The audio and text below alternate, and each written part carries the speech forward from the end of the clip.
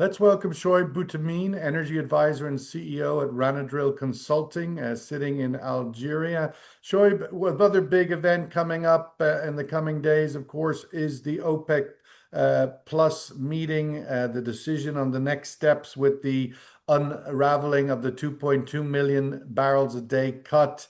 What is your expectation from the point of view of the decisions that will be made here? We saw some momentum upward in the oil price yesterday, seemingly that this announcement coming this weekend is impacting upward motion on the oil price at the moment. Your thoughts on that decision and what it's likely to be?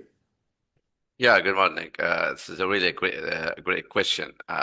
I think what's really happened, all the reports we see now, we review now at the OPEC Plus, the OPEC is going to unwind more 411,000 barrels by August. But from my opinion, I think should wait and see because the OPEC just resuming just a couple of days, resumed pumping more than 411,000 barrels of oil.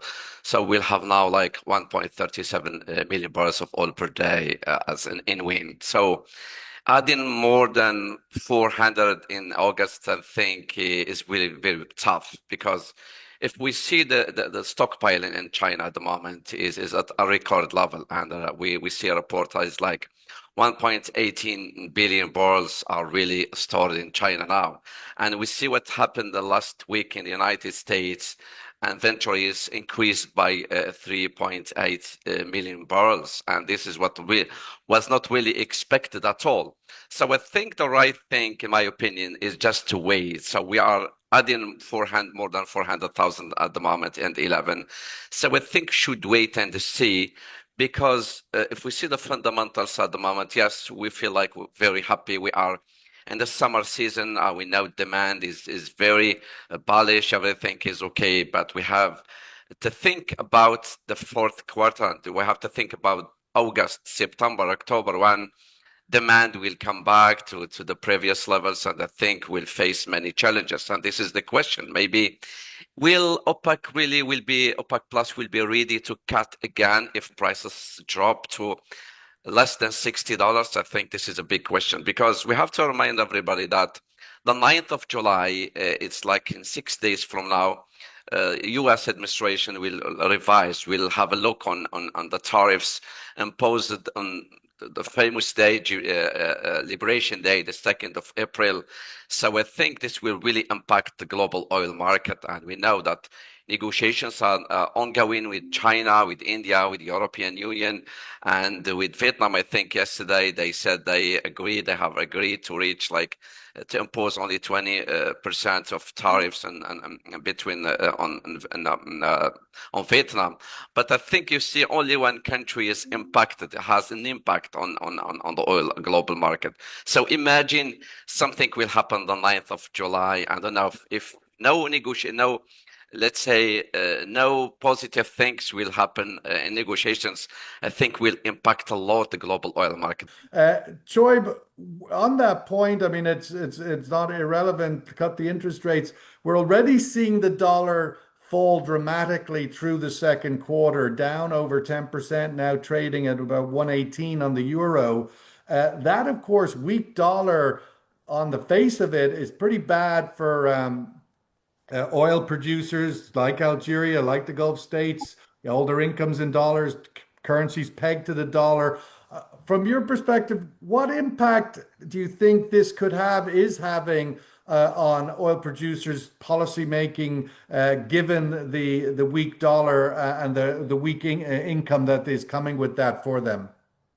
Yeah, I think this is why we should, if we want to unwind more barrels to the market, we should do that cautiously because the risk. If I have to say all the time that if oil barrels prices go below $60, that what will these numbers do? OPEC members will do. I don't think they are going to cut more oil from the market. So when the value when the dollar drops, I think compared to the euro, this is very good for the importers for China, and even for United States. And we see China is now is has like record levels of stockpile of oil, and we have to see to look at what the declarations of Trump last week when he said that he put like he's like easing the way sanctions on Iran, and he said he allowed it to let's say to export more oil, and you know that 1.8 million barrels of oil of Iranian oil is imported by China. I think this is what's really happening at the moment. So dollar, I think, is impacting most of the OPEC countries. If it's going low, I think it's really impact the revenue of these countries, and that's why need to control and to keep an open eye on what's really happening in the market. And especially now we are going on autumn, and we know demand may drop, and I think we need to control of that. So if we talk about oil price, I think, Sean, we have to talk about what's really happening in the US. So the last week we have seen that drilling rigs dropped by 7 in the United States. And I think this is an indication that talking about the market share, OPEC is trying to recover. I think there is big pressure now on the non-OPEC producers, but we have to look also to Latin America. Brazil, for example, now has increased its oil production by 11% this year, last May, based on the last report. So 10, 11%. Now Brazil has like 3.68 million barrels per day. Guyana also is increasing a little bit its production, but I strongly believe what the OPEC Plus is doing at the moment is putting pressure on all of those non-OPEC producers, and it's really limiting their share. Yeah, Choeib, I wanted to yeah. get your thoughts on a similar question, but also its relevance and impact for North Africa, for Algeria. Are you exposed to a tariff burden, a trade war coming, or your thoughts on that question? Yeah, you know that Trump, I think, is targeting everyone in this planet. So there's no North Africa, Europe, US, Latin America, everywhere. So I think that yes, tariffs will impact any country, and especially, but I know countries exporting goods to the United States. But I think that talking about Algeria is excluded from because the tariffs and the U.S. tariffs are excluding oil imports, and I think Algeria, the main goods Algeria is purchasing to the U.S. and dealing with the U.S. is about oil, and I think it's really excluded. And this is Right. a very good point. So talking about these tariffs, I think we have to highlight that amid these tariffs, many major American majors, let's say ExxonMobil, Chevron, and Oxy, are in advanced negotiations with Algerian governments to explore and to exploit more oil fields in Algeria. And we know that the pressure shale drillers in the US are facing at the moment. As Nadia said, ExxonMobil has access to technology.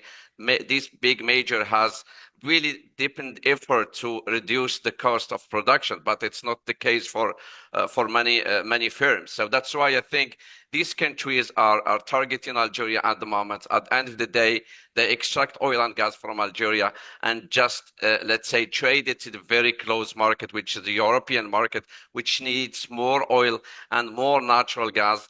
And we know what's really the Europeans are facing at the moment, especially in kind of natural gas, as they are, let's say, weaning themselves of the Russian natural gas. So Well, Algeria, I think, and they've North set Africa, they've set yeah, a target of 2027 for 100% off yes, of Russian gas, which yes. seems very ambitious.